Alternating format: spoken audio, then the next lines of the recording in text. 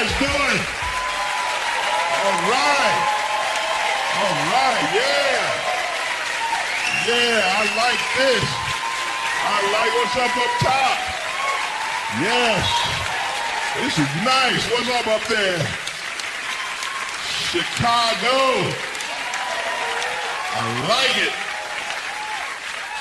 I like it, man. What's up, Chicago? How you guys doing? I'm happy to be here. It is great. I love your city. I just got through touring Canada. I gotta admit, I love my country. I love the United States. But when it comes to certain issues, it's kind of nice being in Canada. Like in Canada, they have a thing called health care. And it's not a sin to have health care. How did that become the issue that we became so divided over? You know what I mean? Like people get so, Congress, they get so upset over health care. In Canada, they have health care. Now, I don't know the history of Canada. I don't know how it started, but I imagine that sometime in Canada, somebody said, hey, people are getting sick. And somebody else said, we should take care of them. And then they had health care. In the United States, President Obama came up with a health care plan. The Republicans like, health care for poor people. We will shut down the government in the name of Jesus.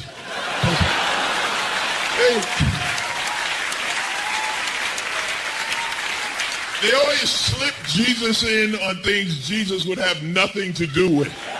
Right? Like, listen, I'm not biblical. I'm not an expert. But I'm pretty confident Jesus would be okay with health care. You know, it just seemed like the kind of thing he'd go along. You know, Jesus used to lay hands on the sick. I don't think he ever asked a leper if he had insurance. What? No insurance? I don't lay hands on uninsured lepers. Who let you in here? Now listen, you put your legs back in the basket and crawl your ass out of here. How dare you? You don't know how bad your health insurance is until you go to use it. I found out I had some raggedy-ass health insurance. I went to the doctor. My doctor was like, look, if anything ever happens to you, get in the car. Because your car insurance is so much better than your health insurance. He told me, he was like, you feel bad, you crash into something, let the airbag hit you, and I might be able to save your ass. Because my health insurance got a whole column that's just labeled, let him die. Just let him go. If he got that, no, he ain't gonna make it. Don't waste no money. I don't know. You gotta have health insurance, right? Because you might get sick. You never know when something might happen, right? Ebola? Anybody? No, nobody got the Ebola? Every time, there's always these diseases that we're all going to get, we're all going to die, then it goes away, and nobody knows what happened. 6 months ago, we were all going to get Ebola. Everybody was going to. Did anyone else notice that Ebola disappeared the day after the midterm elections? Right? We were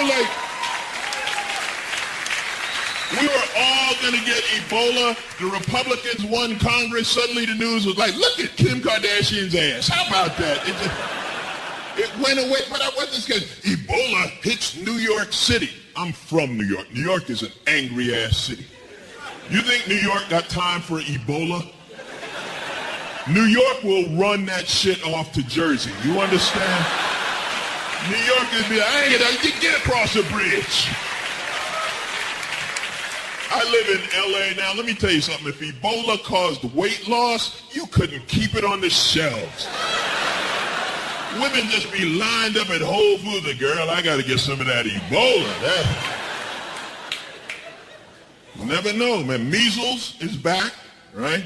Which people say is bad. I don't know if it's bad. Might not be a bad thing because maybe measles is back. They'll call it retro, and all the hipsters will get it and die. Yes. I'm sorry, there is no more annoying group of people than the hip. Whenever I see one of them beards and they wear the skinny jeans, they wear the tight-ass jeans, and I don't understand a man in skinny jeans. I ain't never seen a woman like, woo, I want my man in some skinny jeans. They ain't nothing like a man. I want them just tight and smooth. No package at all. Just smooth, tight-ass jeans. But they have to wear skinny jeans because they're so skinny. I've never seen grown men with zero muscle development. Like, there must be no protein in a kale salad because, like, you see them, their arm has no taper. The shoulder and the wrist are the same size. Really, if you're a young woman, if you can't open the jar's not getting open. Because the hipster would actually snap his elbow trying to apply torque. And they smoke electronic cigarettes. And there is nothing more bitch ass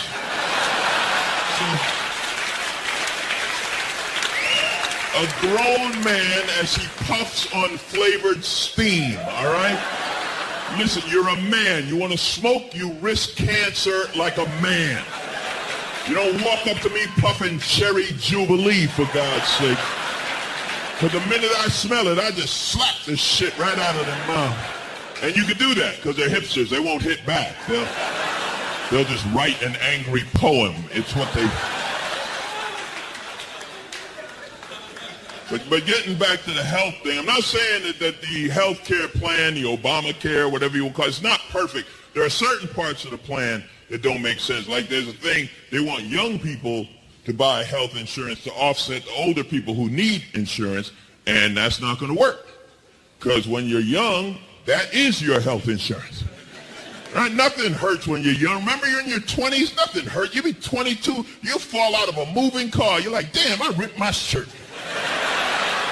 I ripped my shirt falling out of this car. I joke about it, but the truth is, I'm actually in good health. I've never been in better health, and I know because I have been through some of the most extensive medical testing you can imagine. See, recently, I donated a kidney to my brother, right? No, don't clap, don't clap, don't clap, don't clap. He owed me money. I was like, I'll be damned if you're going to skate out on that bad kidney bullshit. All right, I got 2, you get 1, your ass going back to work. That's what we're going to do. And then it wasn't bad. It wasn't like the old days, you know, where you donate a kidney and you wake up in a bathtub full of ice in Venezuela. Like, they don't do it that way anymore. It's called laparoscopic surgery, right? So they did 3 little incisions here, and they go in with a camera. Then they kind of inflated me, which is weird. Then they do a little cut here, and they go in with a hook, and they take out the kidney, right? And I'm like, that's not surgery. I got friends going with a Slim Jim and pull that out, and they could do that shit in the dark. You know what I'm saying? And I said that to the doctor, and the doctor laughed, right? Fortunately, I had a doctor with a sense of humor because I like to mess with people, you know. So what they do is you come in, there's 2 surgical teams, and they're kind of a mirror. One team's going to take the kidney out of me. The other team's going to put the kidney in my brother. So there's 2 surgeons, 2 kidney doctors, etc. We're all in this room, me and my brother, the doctors, and they show you on a computer. They show you a computer simulation of surgery because they want to make sure I'm willing to go through. They're like, look, if you have any concern, any question, just let us know. And I'm looking, I'm like, yeah, man, this looks hard. You ever done this before? Right? And the doctor's laughing. He's like, what, are you kidding? And I'm like, yeah, like, you got to go to college to do this shit, right? So he's like, my partner and I, we've done hundreds of transplants. We're like Jordan and Pippen. And I was like, your ass better be Jordan. That's right. No, you give my brother Pippen, I want Jordan. That's right. And I want number 23 Jordan. I don't want number 45 because he is slowed down. You know what I'm saying? The anesthesiologist came in, and I wish this was a joke, but absolutely true. He walked in, he said, this is going to be the most restful day of your life. I'm going to put you into Michael Jackson sleep. And I said, I better be black when I wake up. I saw what you clowns did to Mike. I ain't having it. And my mother was there, obviously, right, because they're putting both her sons under, and if anything goes wrong, she stands to collect a lot of money. So I don't blame her. But again, the surgical technology was fascinating. You know, like they showed me a 3-dimensional x-ray of my body. It was amazing. All the organs in place. Surgical technology, amazing. However, the hospital gown, for some reason, this thing hasn't changed ever. Right? Like the first guy made when they're like, wow, nailed it, first shot. No, we see no need to ever improve on that design. Like, first of all, it had to have been designed when people were about 4 feet tall. Right? Because it's only this long. It comes to right here. And the back is fully open with 2 long strings that no one in the hospital knows how to tie. They just give it to you, and no, can't, no, this is, and so now you're wearing the open back miniskirt. Right? Not a good look for anybody. And they're about to put me out, and if you've ever had surgery, you know when you're out, your ass is out, right? Like, I have no recollection of surgery. People are like, how's surgery go? I'm like, they could have taken extra shit. I don't know what they did. But they told me, they said, when you're waking up, when you're coming out of Michael Jackson's sleep, the important thing is we need you to get up, right? That's how we know you're okay. We need you. So I'm like, I got it. I can get up. I got it. So they knock me out. They do the surgery. So now I'm in the recovery room, and you're high, and you're like, whoa, right? But I got to get up, right? I'm focused. So I swing one leg out of the bed, right? And then I swing the other leg out, and I stood up, and there's my mother, and there's my junk right there. Just take a look at that, huh? Wow, they shaved it just like last time you saw. And then, not a good day for Mom. She had to do that twice, so that's so anyway, so I was talking about Canada. You know, again, social issues, right? Gay marriage, there's another one. Like, we've been going back and forth over gay marriage for 10 years. The Canadian gay marriage debate, I think that lasted about 2 minutes. Right? They were like, gays want to get married. Well, it's cold. Right? And that was it. We finally, it's amazing how long it took you to figure that one out. We finally have come up with, like, we have gay marriage now, but it's like they hate it so much, they get so angry that they've come up with these new laws to stop. They have these religious freedom laws. And again, it's the most backwards, twisted use of religion. Like, we have our religion gives us the freedom to discriminate against certain people. You know, like, again, Jesus was big on discriminating against people, right? So the way it works, they have these, if I don't want to serve, like, gay weddings, right? Like, I don't have to. So in Indiana, we had a pizzeria that refused to serve pizza to gay weddings. Not that any gay wedding ever ordered pizza. Right? There's never been a gay wedding there to be like, man, you know what we need, man, this some good pizza, right? But they said it is within their religious freedom to not serve pizza to gay weddings that have never asked for pizza. And just to make sure that they don't lose any money not serving pizza to people who didn't want pizza, they started a GoFundMe page to raise money to offset the money that they were going to lose not serving pizza to people who don't want pizza. They raised $800,000 to make sure they never have to serve pizza to gay people that don't want pizza. And in light of this information, I, Alonzo Bodden, will now announce that I will not do comedy at gay weddings that have never asked me to do comedy. And just to make sure I never have to do comedy at a gay wedding that doesn't want comedy, I have started a GoFundMe page. Send your money so I don't have to do comedy for gays who don't want it, just like Jesus said.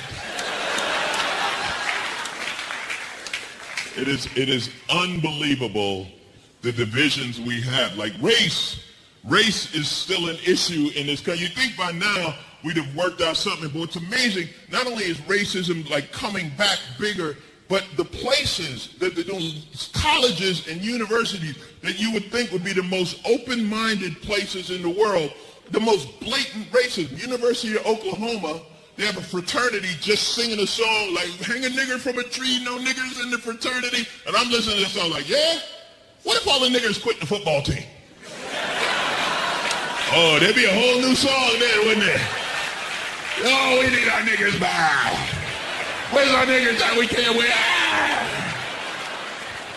And I thought that would have been great if all the black players had like just quit the basketball and football team. But here's the thing, they couldn't do that because the NCAA, which is the organization that runs college football, there's a rule that if you quit the team, like you lose your scholarship, and if you go somewhere else, you have to wait a year to play. They control everything. And a lot of people were mad about this. They said, you're controlling these kids. They said it's like slavery. And I said, that's ridiculous. College football is nothing like slavery because slavery were big white institutions run by rich white men where young black men did all the work. But see, college football is nothing like that. College football is where they have big white... All right, so that's not the best example, but...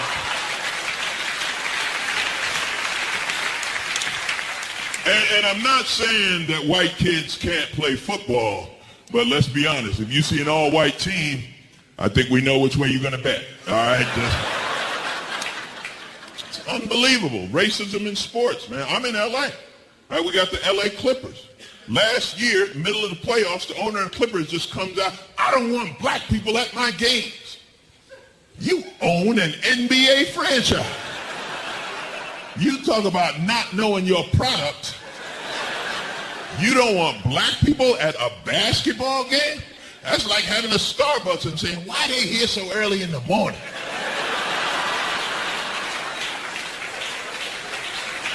It was ridiculous, and and I was upset, right? Because I had tickets to the game. But now I'm not sure if I can go to the game or not, because I don't know what black people are going to do. And I'm going to tell you right now, you don't want to be black and do some unblack shit, right? I don't want to be the only brother at the game, but I don't know what the plan is, because the game was coming up before the next meeting. Some of you are laughing, some of you are like, I knew they had meetings. I knew it. I never see Leroy on Wednesday nights. Fortunately, the NBA did the right thing. You know, they banned Donald Sterling, right? Said the team's going to get a new owner and everything. Everybody went to the game. Very exciting, very good, but still a little edgy, you know. Like the riot police showed up, right? And what they do, the riot police come in on horseback and they line up the horses. That's how they do crowd control. There's a row of horses. And I saw something I had never seen before. The horses had face shields on, right? And I'm thinking, how mad did they think the brothers were? You know, I've been around angry people before. I ain't never been around somebody so mad they were ready to punch a horse in the face. You know how mad you have to be to punch a big-ass horse? Y'all fuck a horse up. Hey, now. We don't need to involve Peter in this. Relax. You know, and we live in an age of social media, right? And instant communication, which is great, except that idiots have the same access to instant communication as everyone else. Consequently, as soon as something happens, you have to deal with the idiot opinion, right? So as soon as he said, I don't want black people at the game, you had a bunch of people say, well, if you don't want black people there, just buy a hockey team, right? Which, right, it's not only is that stupid, it wouldn't work because there are black hockey players now. Yeah, and not just one or two. Like there's a lot of black hockey players, and I know because when you see one, they don't announce him as the black hockey player. Like whenever there's only one, that's the only thing you're ever gonna hear is he the black hockey player. No, I didn't realize how many brothers were playing hockey. I was like, you guys need to start coming to the meetings so that we would know we could lend our support. Yeah, black people are playing hockey. You know what that means? NASCAR is nervous as shit.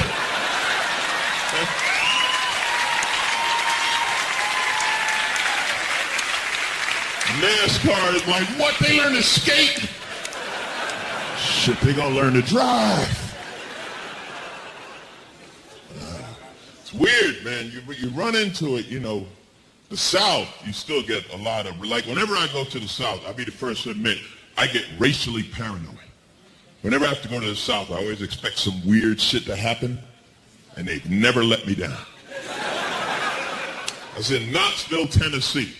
This woman like, how y'all doing? Y'all having a good time? How y'all doing? She looks at me and says, oh, you don't hear y'all north of the Mason-Dixon line.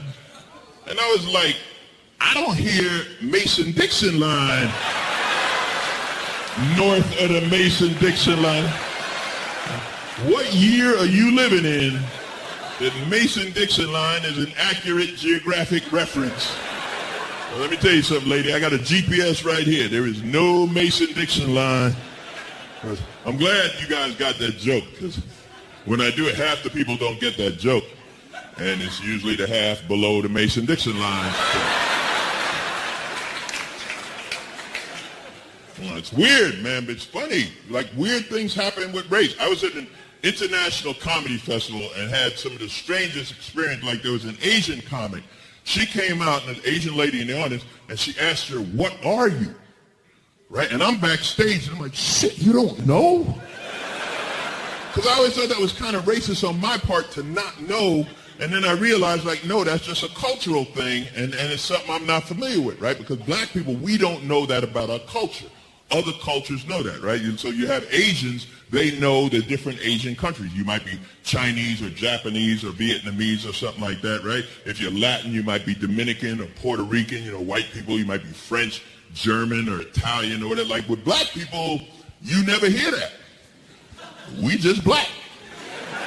Right? Because our history got lost, so you don't know. There's a website now where you can send in your DNA and send money, and they tell you where in Africa you came from. And I'm like, that sounds good, but how the hell do I know if it's true? It might just be some guy in his basement with a laptop, right? He collected my money. He's like, hey, you're from, the Congo. Yeah, you're from the Congo. I don't know. You kind of short? Yeah, you're a pygmy. You're a pygmy. And it's weird. And at the same thing, the festival, I had the strangest racial encounter I ever had, and it was strange because it was with another black person. Right? It's a brother from Africa. He did his set, very funny. But after his set, he started talking shit to us, to the brothers from the United States, telling us how racism is worse in Africa than it is in America. Right? I'm like, all right, man, I'll give you that. Apartheid, much more recent, you had to deal, but he wouldn't let it go. You know, you talking shit. Now I'm starting to get mad. Right? Because while America's not perfect, it is still my country. You know, you talk shit, I get, shut your Ebola ass up. You know? Finally, I find myself in the most unusual and awkward position of defending American racists as some of the greatest racists in the world. Like, how dare you challenge our racism, you arrogant son of a bitch? You know how long they've been hating niggers around here? Shit, have you ever met the American hillbilly? You black and talk funny, he'll kill you twice. As I'm saying, in the back of my head, there's a voice like, what the fuck is wrong with you? I was conflicted in my racial defense. It's weird, man. I don't know. I watch funny stuff. I watch the news. People ask me what's funny. I always ask, you're a comic. They're like, what makes you laugh? I watch the news. I laugh my ass off. It's comical. Now, you can't watch too much because you get depressed.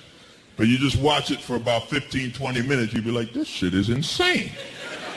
It's so funny. Like, because they always, like, for one thing, we don't have any real news. You have news with different points of view, right? So you have like liberal news and the conservative news, and then you get the fucking we just made this shit up news, right? Like my favorite thing on the news is when they try to be politically correct. They try to not offend anybody, so they use the codes. Like we don't know what the hell they're talking about. You know, like, today, a group of urban youths. You mean those black kids behind you? There ain't never been a white urban youth. I think we're on to you. The illegal aliens. Oh, you mean the Mexicans? I know illegal Canadians sneaking around. She's an outspoken woman. Ah, she's being a bitch, isn't she? Yeah. See, I know the code. He's a true patriot. He's a crazy white guy with a gun. There ain't never been a black or Mexican true patriot running around. All right, you let a black guy walk around with a gun talking about, I know my rights. I mean, yeah, you got the right to remain silent. You know what? Fuck it. Bang, shut up. It's crazy, because we have a gun culture that is unbelievable. Everyone in America has a gun except for black kids running from the cops. Those poor bastards. Oh, look how weird it got just now. You don't bring reality into this shit. It's unbelievable the position we've reached with the police, with white police killing unarmed black people. It's amazing. And again, you have the news. It's so hilarious to cover it. Like, you watch the conservative news, and then, white cop kills a black guy. Like, why are you making it about race? Well, shit, because it ain't about height. All right, because I've seen black people of all different sizes getting killed by white cops. It's hilarious, the way they try to justify. Well, what about black on black crime? Gang members kill each other. I'm like, yeah, you know why? Because it's their fucking job. Because when you join a gang, I think one of the first things they tell you, all right, now do you remember this gang? You got to fucking kill members of that gang. That's it. You're a cop. You're supposed to protect us from shit like that. And they're like, well, there are good cops. And it's true, there are good cops. There are a lot of good cops. But how come there's never a good cop around when a bad cop is whipping your ass? Right? You never see 5 bad cops whipping some guy's ass, and then a good cop comes along and says, hey, stop this shit. Now you see 5 bad cops whipping somebody's ass, then you see a 6 bad cops say, fuck, can I get some? Bad, man. It's real, though. It's real, because we've reached, there's no common sense. That's the problem. Like with the gun thing. Like, Congress tried to ban armor-piercing bullets, right? Now, these are bullets, they're designed to kill humans. That's the only thing you could use. That's why it's called armor-piercing. It will go through body armor. It will go through the side of a car. And then the NRA is like, no, you can't ban those. We need those for hunting. Now, I'm not a hunter, all right? So I can't speak from experience. But I think if I'm hunting and I see a deer wearing a bulletproof vest, then I'm going to let that one go. I'm guessing, fuck, he knows somebody, Right, he wearing a bulletproof vest. He got friends and shit. No common sense. School shootings have reached such a proportion. We're not even shocked anymore when there's a school shooting. It's a sad state we're in, but it's like, oh, fuck, it happened again. Now to their defense, the NRA did have a plan to stop school shootings, right? They said, well, let's just arm the teachers. Well, yeah, what could go wrong there? Right, the average kindergarten teacher is a 24-year-old woman fresh out of college. She's still scared of bugs. Right? And you think you're just going to toss her a high-powered weapon and suddenly everything's going to be all right? Yeah, shit'll be great until she sees a spider. Like, oh my God, what happened to the back row? Fuck, Miss Wilson saw a bug. That's what happened. Hey, we yelled duck. Those kids are slow back there. Miss Wilson sees a bug, you got to hit the dirt. And it's always the same argument, right, from the NRA. The Second Amendment to the Constitution, we had the right to bear arms, we need a militia, and blah, blah, blah. Like, shut up. That was written hundreds of years ago. You know why they said we needed a militia? Because we didn't have an army back then. We have one now, right? And one day scientists are going to come up with a time machine, and these guys are going to get to go back in time and actually meet the Founding Fathers and talk to them about this. You imagine Founding Fathers would be, what machine gun, 80-round clip, what the hell is wrong with you? Look at me, I have a musket. It takes 20 minutes to load this damn thing. Mass murder, who's got that kind of time? Hey, kid, I got crops to bring in. 80-round clip. What else have you fucked up in the future? A black president.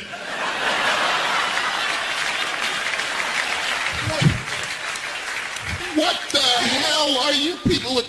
Well, who owns him? Free? Free? I mean, they just run around? Well, how do you get any work done? What's a Mexican?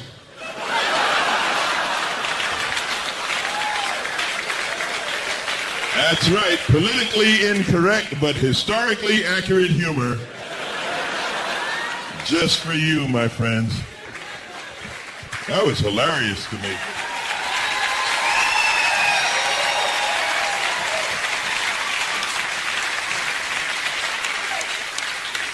No, I'm just laughing because when I said who owns him, you guys acted shocked. Like, oh my God, you mean they used to own black people? What is this you talk about? Oh man, I don't know. I was talking about the black president, man, Barack Obama. Shit, I admire Barack Obama. I do.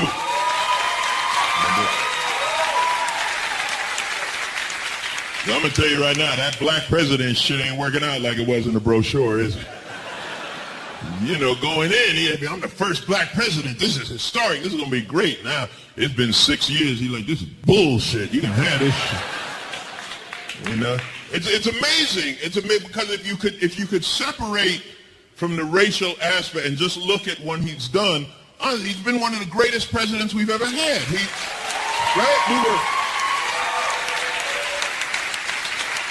Right? I mean, let's be honest. The country was broke. We were in the middle of 2 wars. People didn't have jobs. Shit was just a mess. You know, he came in, he got bin Laden, right? Saved the auto industry. Unemployment's down, right? Price of gas is down. Soldiers coming home, and they're like, well, we hate Barack Obama. Why? Because he's black? No, his policies. Yeah, cheap policy, his ass is black. That's the number one. But I admire him. I admire him because Barack Obama doesn't snap, right? He doesn't let it get to him. He stays right here. No matter what happens, he's like, I can deal with it. I'm the president. Takes the middle of the road, even when you know on some personal level that shit has to bother him, right? Like I was talking about cops killing black kids. Now, he's a black man. I know on some level that shit has to make him mad. But he doesn't let you know. He's like, I'm going to let the Justice Department handle it. The courts will take care of it. Everybody stay calm. Just once, tell us what you really think, man. Just come. I love Barack Obama. Just walk up to the podium. Y'all shoot another nigga, I will unleash the army. Oh shit, did I say that? Did I say, Michelle, did I say, oh my God. I want to hear Barack Obama say nigger just so I can watch heads on Fox News explode.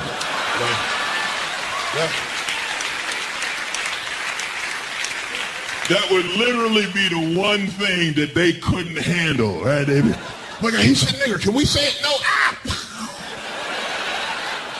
Today, Bill O'Reilly died. What happened? Too many niggers in his head. Just pop right the fuck off.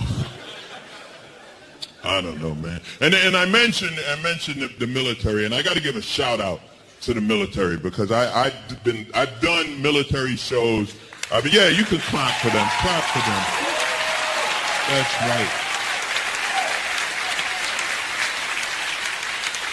But that's a tough-ass job. Every branch of the military, and I respect them, and I'm fortunate enough I get to entertain them, and I like to joke with them. I like to fuck with all of them, except Marines. I don't mess with Marines, man, because Marines are badass. You know what I mean? Like, and you can tell by this is how you know what branch you're dealing with. The commercials. You ever watch the commercials that recruit, and they always tell you what you can do after you get out? Right? Like you learn a skill you can use, you know. So if you're in the Army, they're like, we teach you leadership and shit like that, right? And then you come out, this guy's laughing because he was in the Army, leadership my ass. He's marching through Iraq like this shit was not on the commercial.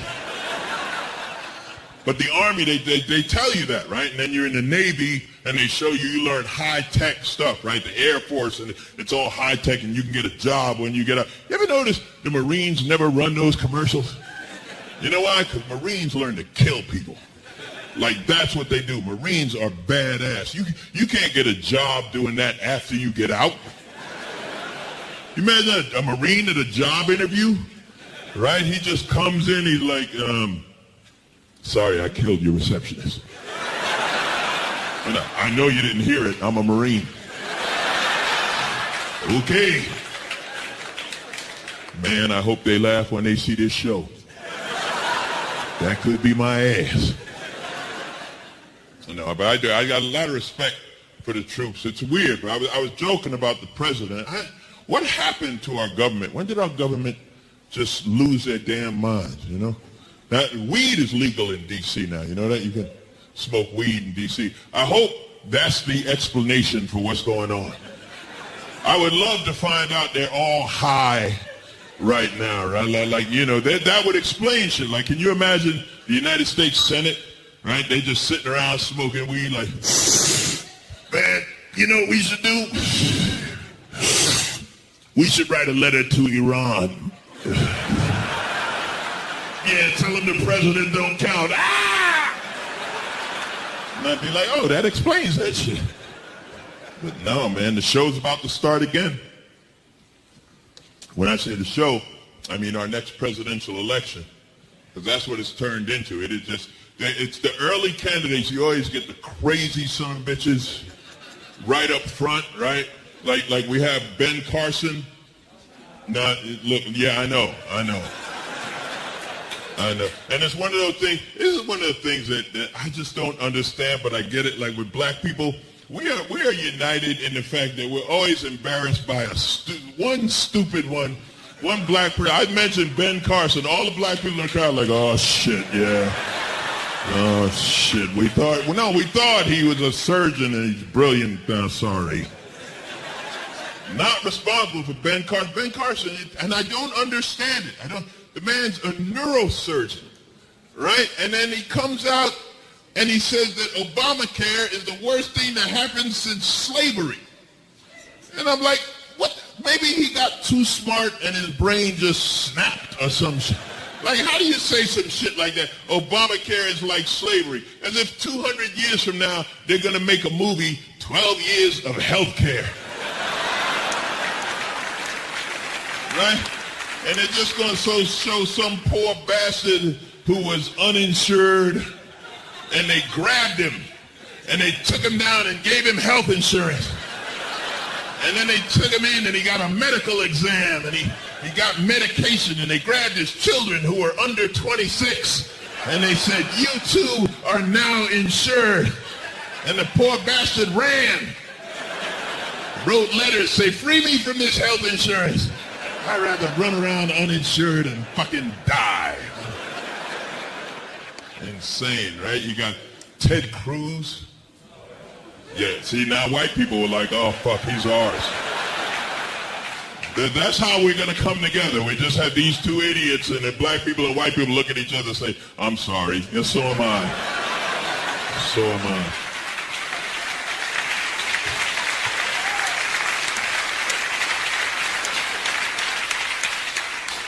Ted Cruz is fascinating. First of all, I don't even know what he is. You know, like he's Canadian or American. So I don't even know, and he's trying to hide it. And you know, and he's, this is a live one.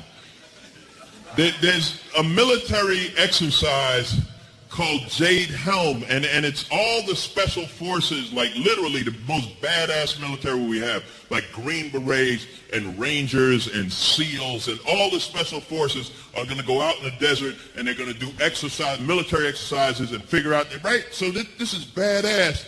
And there's this crazy conspiracy theory that this military exercise is not a military exercise. It's actually Barack Obama's secret plot to take over the United States, that he's going to start these, like, some kind of weird martial law thing, right? And the shit sounds crazy, but Ted Cruz, a senator, is like, well, I'm going to call the Pentagon and see what's going on. And what I love about that, not only are you crazy to believe this conspiracy, but you're even crazier to think that they have worked out a conspiracy between the president, the Pentagon, and the most powerful military people in the United States. And somehow you're going to stop the whole shit by making a phone call. Right? Like the head of the Pentagon's running your phone to the president. Mr. Obama, yeah, they're on to us. Ted Cruz just make a phone call. We just have to abandon the whole fucking plan. I don't know. Could be the next president of the United States. We're batshit crazy. Never know. Might happen. Don't worry. There's not much chance of it. It's so funny. Young people get worried when I say that. I joke with young people because I love you guys. You guys are young, and the future is yours. And all I can say is, we're sorry. Because we pretty much fucked it up. I don't know how much you read the paper, but, listen, I'm at the base of the baby boomer generation. We're getting old. We're getting ready to retire. We're getting sick. We're going to need medical care. All right? We ain't going to be paying taxes anymore. We're pretty much going to be riding you, okay? And we're going to, and you're laughing now, but then you're going to look for a job and a home, and you're going to see we sucked all that shit up. And I care. I care about you young people. I love you young people. And I've come up with a plan, and I want to help you guys. So pay attention. You might want to write this down or fucking tweet it or Snapchat it or however you communicate. Start killing old people. All right? Listen, it's your only hope. Look, no, I'm not saying like kill your grandfather, but your grandfather's friends, you don't know them. They're just random old people in the way of you having a better future. Shit, you grown and you want to own a home one day, you better pay attention. Start killing old people. Yeah, just get that. Yeah, look, you're looking for jobs, but there are no jobs, right? Because we sent your job to Pakistan or some shit, right? Good. Now you got free time. Volunteer to drive the old folks bus. Take them out to the middle of the desert, tell them the bus broke down. Go back and get another batch. Fuck them. You want to own a home? This is the shit you're going to have to do. Yeah, you're laughing, young lady. You're a cook. Go to your old folks' home and spike the soup. Get rid of them. That's right. And when my day comes, fuck, kill me too. I'll go out and be, Alonzo, you know it was your plan. I'll be like, you got me. That joke gets nothing in Florida.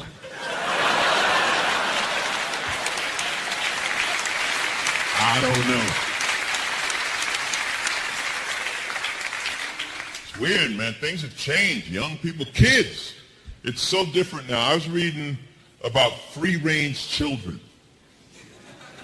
Yeah, free-range children. Strangest thing, apparently, today's children, their day is so organized, right? They have like school, then they have after school, then they have soccer practice, then they have ballet, and then I don't know, whatever the hell they do. But their day is so organized. The idea of kids just running around is so unheard of that now they call it free-range children, right? So I'm reading an article. Some lady in Texas, her child was playing in the field 100 yards from the house, and child services came to get her for allowing the kid to play unsupervised. Now, when I was a kid, they used to call that go outside. That's what it was. Your mother, right?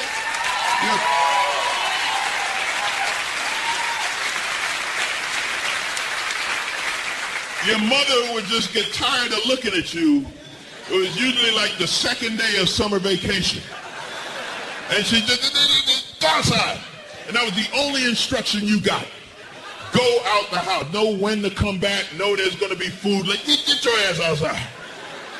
Right? Sometimes they give you a choice. In or out. Make up your mind. In or out. Now, you had to decide whether you were going to be inside or outside all day. And that's a tough decision if you fall. Right? Because you're like, I can run outside, but inside they got food.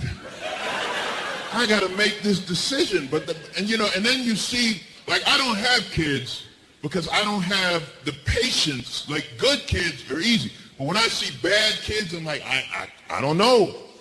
I was at the airport, and I was watching Dylan, right? And I know his name's Dylan because that's what his mother was yelling as she's chasing that little bastard all over the airport. Because Dylan was about this high, and he was fast, and he just going, but Dylan, and they just fucking run. And I'm watching this, and I'm fascinated, right? Because the idea of run from your mother, are you out of your mind? You must be crazy. My mother would dare you to run. It'd be an open challenge. You want to run? Go. Go. I give you a head start. Run. That's right. But if you run, don't ever stop. Don't ever stop, because I'll catch you. All right? Your mom be like, I'll catch you, I will kill you right where you stand. Your mother could threaten to kill you in public and nobody said shit. Except other mothers threatening to kill their children. They'd be like, you want to run with him? You die right next to him. You die right, run. Go ahead, you die right next to him. You couldn't run from your mother because there was some unwritten rule that any mother could hit any kid. Right? You'd be running, some woman you don't even know. Just see you, wham, I got him. No, he's down. Whose is he? I got him. I got my foot on his neck. He ain't going nowhere. Is he yours? Catch your breath. Come whip his ass. He's right here. I was watching Dylan run, and I was going to elbow the little son of a bitch, you know. But I'm not in the NFL. I wouldn't get away with it. Oh, yeah, I'm the bad guy. Yeah, listen, I'm a football fan. I love football. Domestic violence, it had gotten so ridiculous. Like they had to give a report at the beginning of every game as to who was or wasn't going to be there based on what crime they had committed. They're like, well, the running back's out. He done beat his wife again. Then we got a wide receiver. Yeah, he done hit the kid. Tight end? Yeah, he's on parole. It's a away game. He can't travel. It had gotten ridiculous. That thing with Ray Rice, when Ray Rice beat that woman in that elevator, not only was it terrible, it upset me because that affected me personally. You understand? Because I'm a large black man. And now, whenever I get in an elevator, the minute a woman steps in, I'm like, you better not pass out. All right, now you stay on your side, and I'm over here on my side, because we both know there's a camera in there somewhere, huh? It was ridiculous. The funniest and saddest thing about it was watching Roger Goodell, the commissioner of the NFL. Every time he gave a speech, he sounded like he just found out you're not supposed to hit women. He always seemed to be the most confused person in the room. And he'd just be standing at the podium like, apparently, you're not supposed to hit him.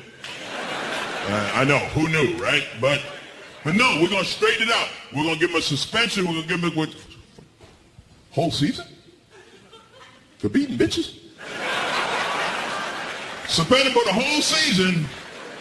And the sad thing was when they did that, it had nothing to do with the victims of the violence. It was because of the sponsors, right? The sponsors threatened, and when money talks, you know, Anheuser-Busch is the biggest sponsor of pro football, the beer company, and they threatened the NFL, and I love how they did it, because they did it like gangster style, right? You know how gangsters threaten you without really threatening you? They just make a statement, kind of let you figure it out. So Anheuser-Busch, they said, listen, we are going to have to rethink our relationship with the NFL, right? Which is like Tony Soprano saying, I'm thinking about taking you for a ride. Here's the thing, you know how bad you have to beat women for a beer company to tell you to stop beating women? Like, you know you crossed the line. Let's be honest, the only thing beer sponsors more than football is beating women. Shit, we've all seen Cops. Every time that fucker comes out the trailer, he got a beer in his hand.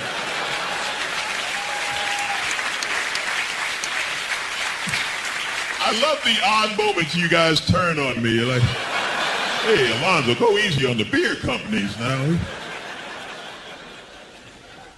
I don't know. You think when all that was going on, that like the owners and executives in the NFL were sitting around saying, man, remember the good old days when our only problem was gay?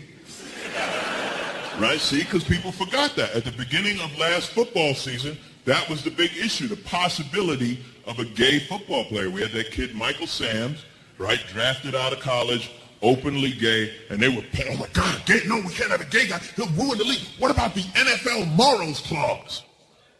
And I was like, the what? The what? I didn't know there was an NFL morals clause. Because I was watching the game, and the dog killer threw a pass to the wife beater who was tackled by the attempted murderer.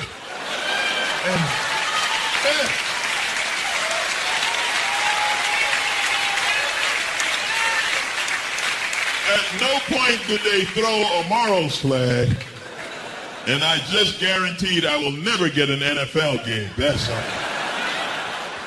I don't understand the panic over gay athletes, like we haven't had gay athletes since the beginning of time. Are you kidding? Male figure skating? I don't even know if that's a sport, but I know it's gay. All right, I'm looking at my screen. There's a guy in tight spandex with sequins spinning around. Some gay shit going on the screen. That Olympic wrestling, that Greco-Roman wrestling, that's the gayest shit I have ever seen. That is so gay that two gay guys could be blowing each other, and they will stop, remove the penis from their mouth, and say, that's some gay shit you watching. That's how gay it is when two guys in spandex and sweat start wrestling, you know what I'm saying? And it's so funny because we always panic about gay people doing something, then they do it, right, and nothing happens, and then suddenly we're cool with it. So we had Jason Collins, basketball player, first openly gay man in a major team sport, right? Jason came out, played a basketball game. Lightning did not strike the arena. Suddenly we were all good with, oh, Jason, we love you. We're so proud. Oh, Jason, and I call bullshit on that. You love Jason Collins. Of course you love Jason Collins.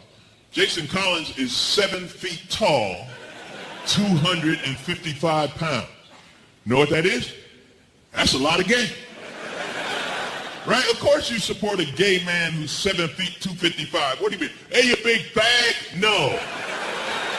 No, that's never going to happen.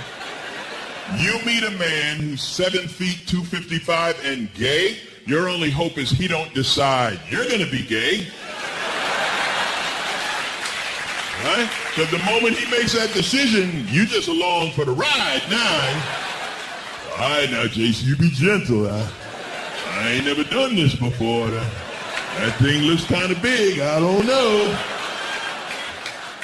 Oh, man. This is fun, man. Having a good time with this show. My foot's kind of hurting, but I would sit down, but I can't do comedy sitting down because Bill Cosby does comedy sitting down. See, you work all your life as a comic. You work to be like Cos. Now I'm like, don't do that to me. That's such a weird situation, right? I had to think a lot about it because I'm a big fan of Bill Cosby, the comic. I think, genius comic, right? But it was one of those things that because we love him so much, we didn't want to believe it. You know what I mean? So you have all this testimony and witnesses and women who've been through it, but we can't. We have the proof. We know it's true, but we don't want to believe it. It's like being a Republican every day. I know it's a cheap shot, but I had to take it. All right, we're off all of that. Loosen up now. I'm looking at this good-looking crowd, couples and all that. I don't even want to go into that, but it's so weird now, right? Dating, everything's changed with the advent of social media and you carry your phone all the time. Like now, you want to hook up? There's an app for that. That shit is amazing to me. Like now you want to get laid, you just take out your phone, right? And because it's a different generation. I don't do it, right? I got a nephew in his 20s. He was showing it to me, man, like Tinder and Instagram. My nephew's like an Instagram assassin.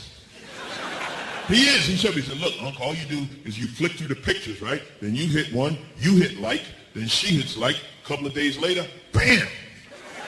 And I'm like, on a like? That's all the effort you put in? A like, shit, if that worked, I'd have 23 kids. And I'm not knocking it. I'm cool with it. It just shows how things have changed, Because I'll admit, I look, but I can't be trying to hook up on Instagram. I'm a little too old to be trying to. I can look on Instagram. I can't be hitting on girls on Instagram. Then I'd be the creepy guy on Instagram. Right? And no, I used to think creepy was the worst thing a guy could be. And then I heard these two girls talking about a guy who looked rapey. And I was like, that's a thing now? There's rapey out there? That is the worst shit I have ever heard. Can you imagine being described as rapey? Like, if you looked rapey, you would do anything to get back to creepy, wouldn't you? When you'd be at the gym every day, like, man, you working out hard, man, I gotta get back to creepy. Somehow I done slipped into rapey. How do you function in everyday life looking rapey? Right? You can't go to the grocery store looking rapey. You're like, wow, there's no one in the aisle. Because your rapey ass is in the aisle. Now, how about you go home, someone else can buy some cereal today, you rapey son of a bitch. I can't buy a car. Right? The minute you hit the car lot, the guy's like, oh, yeah, we got vans in the back. Well, no, you look kind of rapey. We figure you need a new van. It's clean, no DNA on those vans. Worst, and I asked the girls, because I had never heard rapey before, and I said, so this is, if you knew a guy who looked rapey, like, would you tell him? And look, she's shaking her head like, no, and that's horrible. That is wrong. That is wrong, because who's it? Like this guy, you're here with your lady, right? If she goes out, if she has something in her teeth and you don't say anything, you're an asshole, right? Yet you could walk around looking rapey for years, and nobody tells you. You're like, wow, I ain't had a date in a long time. Well, you look kind of rapey. When were you gonna tell me that? That is information a man can use. Ladies, if you have a friend who looks rapey, let him in on it.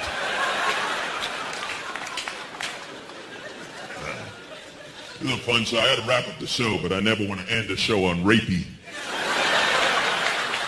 Right? Because that's what'll happen. They show me, how was the show, man? Alonzo, that's a rapey guy. You guys all be on Twitter, yeah, Alonzo, hashtag rapey.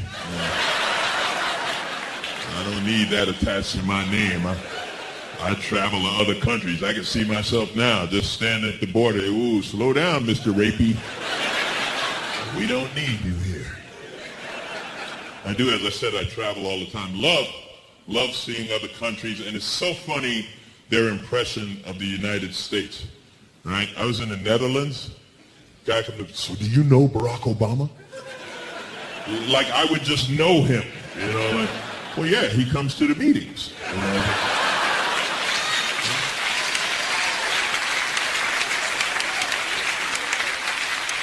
I don't know Barack Obama. Barack Obama is the president. The president has a whole team of Secret Service to protect him from strength.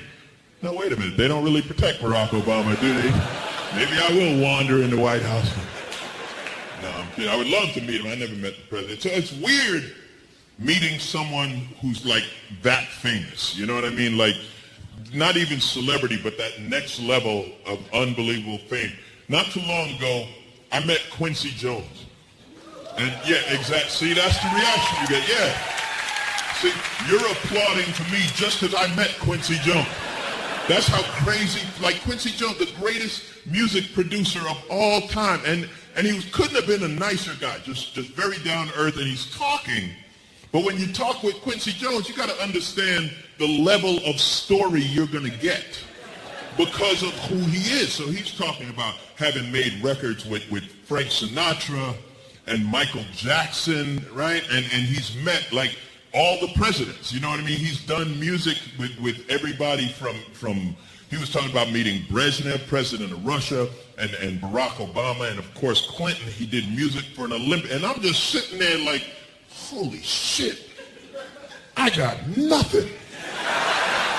You know what I mean? Like, what do you say when the conversation comes to you? You know, like you friends with Ray Charles, you know, Stevie Wonder, like, get to me. I'm like, listen, Mr. Jones, the best story I got, I fucking met you. Like, I just met Quincy Jones. Let me tell you about that.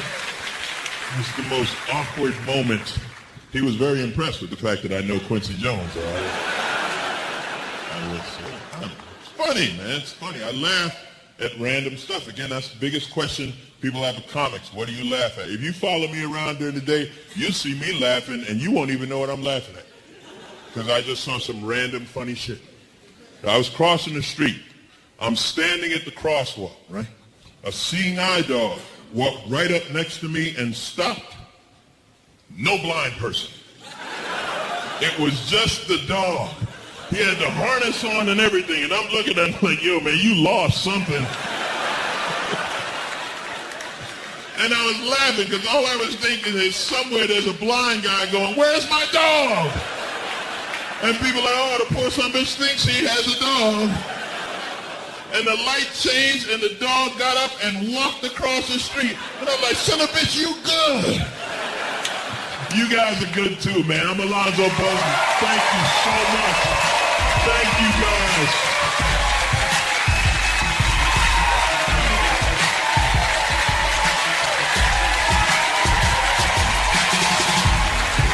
Thank you. Thank you, up top. Chicago.